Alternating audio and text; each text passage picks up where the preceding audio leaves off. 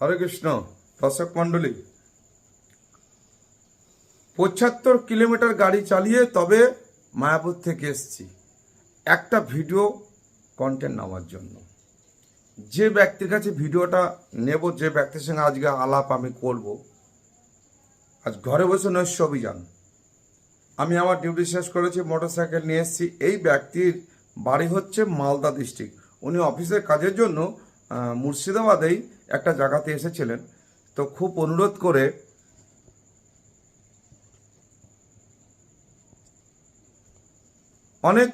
করে দাদা কোথায় আছেন, দাদা কোথায় আছেন, জাস্ট আপনার সঙ্গে আমি 10 মিনিট কথা বলবো, এই অনুরোধটা করে উনার বাড়িতে আমি উপস্থিত হয়েছি। উনি যে বাড়িতে আছেন, লাইভ লোকেশন নিয়ে যেভাবে খ্যানাম্যানা হয়ে, অবস্থা ভালো নেই, প্রচুর গাড়ি চালিয়েছি আমি, রাতের খাওয়া ভালো হয়নি, এখনো খাবো। তো উনাকে পেয়ে গেছি।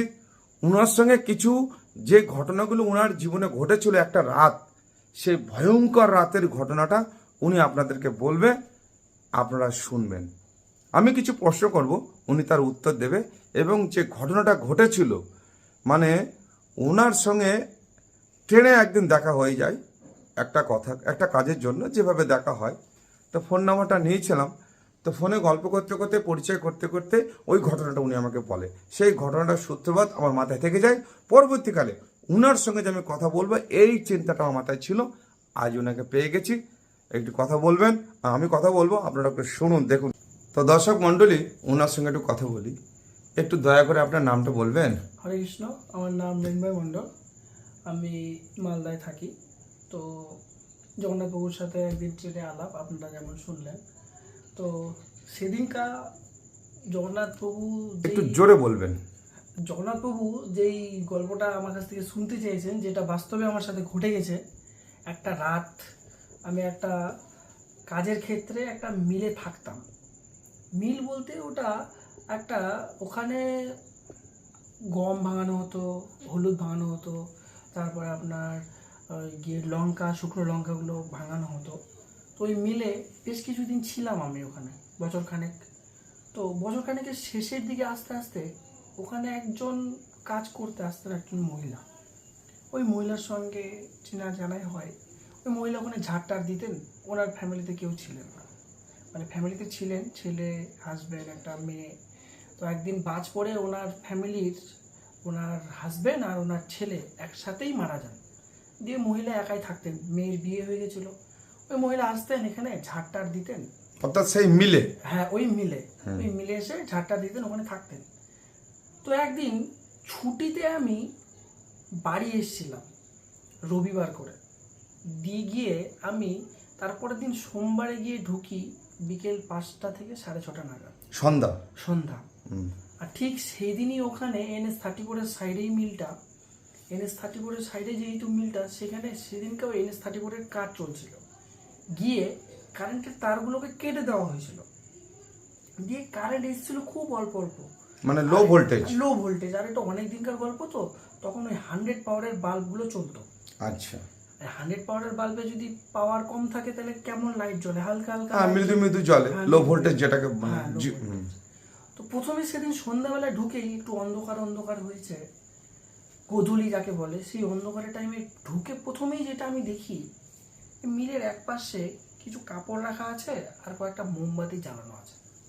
আর ওই মিলে রাত্রেবেলা থাকতাম আমি আর একজন সিকিউরিটি গার্ড, ওখানে পাশেই থাকতেন।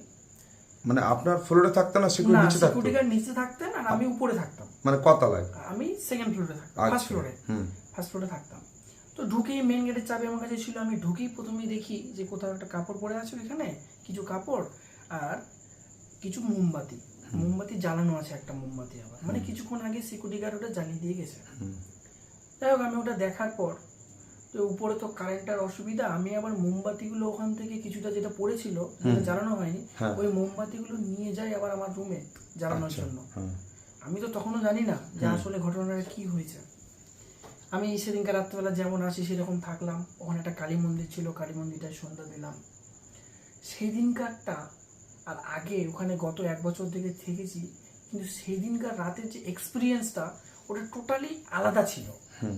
মানে চারিদিকটা কেমন যেন একটু অন্যরকম ভয়াবহ লাগছে, হুম হুম মনে হচ্ছে আমার পিছন পিছন কেউ একজন আসছে। হুম আমি ওরকম করেই, আমি তো জানি না কি হয়েছে, আমি ওরকম করেই সন্ধ্যা দিচ্ছি, রান্না বান্না করছি, থালা বাসন মাজছি, ওখানে নিজে রান্না করে খেতাম। তারপরে ওখানে ওই মিলটা অনেক বড় ছিল, তো ওখানে গোডাউন ছিল পাশে। হুম ওই গোডাউনটা মোটামুটি 200 টন মতো মাল ধরবে এরকম একটা গোডাউন, অনেক বড় গোডাউন। অনেক বড় গোডাউন। আর ওই গোডাউনের ভিতর দিয়ে যেতে হতো আমাকে বাইরে, আচ্ছা। যেখানে কলের জল টল আনতে। আমি ওদিক দিয়েও যাচ্ছি, মনে হচ্ছে আমার পিছনে কেউ একজন আসছে, পিছন ঘুরে তাকাচ্ছি, কেউ নেই। মানে উপর থেকে নিচে যেতে হতো? হ্যাঁ, মানে উপর থেকে সিঁড়ি থেকে আবার নিচে নেমে ওই মিলের ভেতর গোডাউনের- দিয়ে? হ্যাঁ, মিলের ভেতর দিয়ে, গোডাউনের ভিতর দিয়ে গিয়ে বাইরে গিয়ে আমাকে থালা বাসন মাজতে হতো। ওখানে আচ্ছা। জলের ব্যবস্থা ছিল, হুম মানে গোডাউন পেরোতেই হবে। হুম আর চারিদিকে গোডাউনটা সেদিন যেন অন্যরকম, গোডাউনের চারিদিকে ভুট্টা ছড়ানো, মানে কথাটা বলতে গিয়ে আমার গায়ে কাটা যাচ্ছে। আচ্ছা। যাই হোক, হুম তো এখনো মনে পড়লে সেই রাতের কথা মানে ভুলতে পারি না। আচ্ছা। গোডাউনটা চারিদিকে এত নোংরা হয়ে আছে, আমি মনে মনে বলছি ওই মহিলার কথা, ওই মহিলা আসে, ঝাড় দেয়, আজকে কি ঝাড় দেয়নি? এত অগোছালো হয়ে মিলটা কেন পড়ে আছে? হুম আর তখন ঠিক ফোনের এতটা প্রচলন ছিল না। আচ্ছা, মানে অনেক দিন আগের ঘটনা তো? অনেকদিন আগেকার ঘটনা, তাও মোটামুটি 2011। আচ্ছা, ও বাবা। তখন ফোনের প্রচলন ছিল, অতটা ছিল না, অ্যাভেলেবিলিটি ছিল অতটা ছিল না, তারপরে বলুন। আমার কাছেও অতটা ছিল না তখন, ঠিকঠাক অ্যাভেলেবেল। তো ওই টাইমে তারপরে ওরকমভাবে আমি রাতটা রান্না বান্না করি, ওরকম কিন্তু মনে হচ্ছে আমি যেখানে যাচ্ছি সেখানে আমার পিছনে মনে হচ্ছে কেউ দাঁড়িয়ে আছে, কেউ আমার পিছু নিচ্ছে, এরকম কন্টিনিউয়াসলি হচ্ছে। কিন্তু পিছনে তাকাতে গেলে দেখি কেউ নাই। আমি সেদিন ঘুমাই ওখানেই, যেমন থাকি ওরকম নর্মালের মতনই আমি থাকার চেষ্টা করছি, কিন্তু আমি নর্মাল থাকতে পারছি না সেই রাতটা। আর এদিকে কারেন্টের অবস্থা এরকম, আর মোমবাতি যেটা নিচে একটা জ্বালানো ছিল ওটা তো শেষ হয়ে গেছে, ওই মোমবাতিগুলো যেটা এক্সট্রা ছিল ওটা আমি উপরে জ্বালিয়েছি। মোমবাতি একটা নিচ্ছে, আবার একটা জ্বালাচ্ছি। সেই রাতটা আমি যে কি করে কাটিয়েছি, সেই রাতটা আমি নিজে জানি না, ঠিক আছে? এই পাশ ঘুরছি, ও পাশ ঘুরছি, মনে হচ্ছে আমার পিছনে কেউ আছে, আবার এই পাশ ঘুরছি, আবার মনে হচ্ছে পিছনে কেউ আছে, আবার এই পাশ ঘুরছি, আবার মনে হচ্ছে পিছনে কেউ আছে। এরকম করে করে আমার রাতটা কেটে যায়। আমি সেই রাতটায় ঘুমাতে পারি না, ওটা রাত আমি ঘুমাতে পারি না, এরকমভাবে কেটে যায়। তারপরে আমার যেরকম ডিউটি হয়, আমি সেই ডিউটিতে কাজে লেগে যাই। সেদিনকার রাত্রেবেলা সিকিউরিটি গার্ডও আর আসেনি, আর কারোর সাথে আমার দেখাও হয়নি লাস্ট অবধি। আমি তারপরের দিন সারাদিন কাজ করে আসার পরে, কিন্তু যেখানে কাজ করতে যাই আমি সেখানে গেছি, গিয়ে সবাই বলছে তোর কি হয়েছে? আমি বলছি কেন, কিছু তো হয়নি। বলছে তোর চোখগুলো বসে গেছে, তোর শরীরটা শুকিয়ে গেছে, তোকে দেখে মনে হচ্ছে তুই খুব অসুস্থ। আমি বলছি না, আমি ঠিক আছি, কিন্তু আমি নিজেরটাকে তো নিজে দেখতে পাচ্ছি না, যারা দেখতে পাচ্ছে তারা আমাকে বলছে, আমি কিন্তু এটার উত্তর দিতে পারি না। আমি বলছি আমি ঠিক আছি, কারণ তারপরের দিন আবার সকালে রান্না করে খাওয়া দাওয়া করেই এসেছি। তারপরে ঠিক আবার ওরকম সেম সন্ধ্যাবেলার টাইমে আমি আবার ওই মিলে গিয়ে হাজির, একদিন কাজ করে। মানে ওখানে মিলে দেখাশোনাও করতাম, ওখানেই রাত্রেবেলাটা আমি ওখানেই থাকতাম। আবার সন্ধ্যাবেলা গিয়ে হাজির, গিয়ে সঙ্গে সঙ্গে দেখা হয় আমার সিকিউরিটি গার্ডের সঙ্গে। আচ্ছা। আমি জিজ্ঞাসা করি সিকিউরিটি গার্ডকে, আপনি কালকে আসেননি কেন? আপনাকে কালকে দেখলাম না, আমি কালকে একাই ছিলাম। সিকিউরিটি গার্ড আমার দিকে হা করে চেয়ে থেকে বলে, আপনি কি জানেন না কিছু? আমি বলছি আমার কি জানার দরকার যেটা আমি জানি না? বলছে মালিক আপনাকে বলেনি? আমি বলছি না, মালিক তো আমাকে কিছু বলেনি।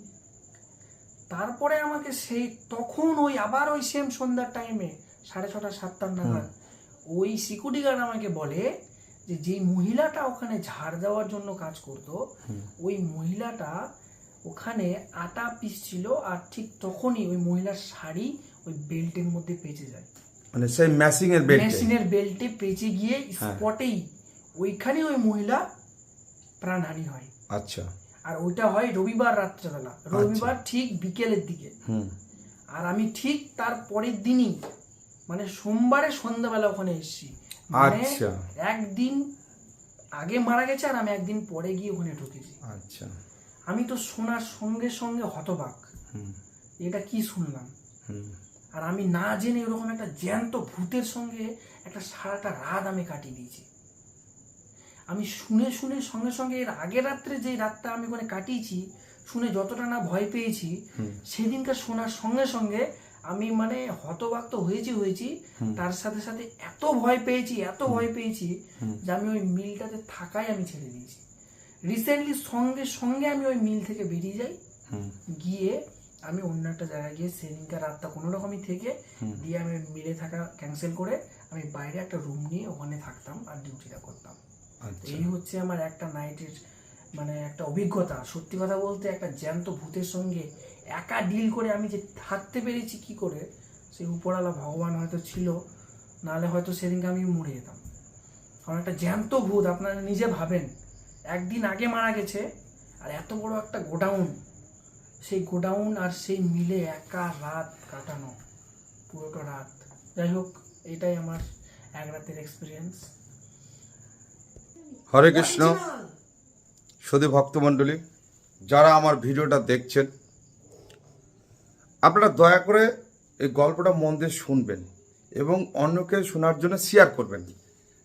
অনেকটা রাস্তা অতিক্রম করে এসেছি, গল্পটা আমিও বলতে পারতাম, আমি ভালো কথা বলতে পারি।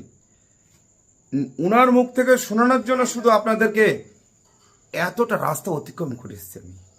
যা হোক, চ্যানেলটা সাবস্ক্রাইব করবেন, লাইক দেবেন, কোনো প্রশ্ন থাকলে লিখবেন, আমি চেষ্টা করবো উত্তর দেওয়ার জন্য।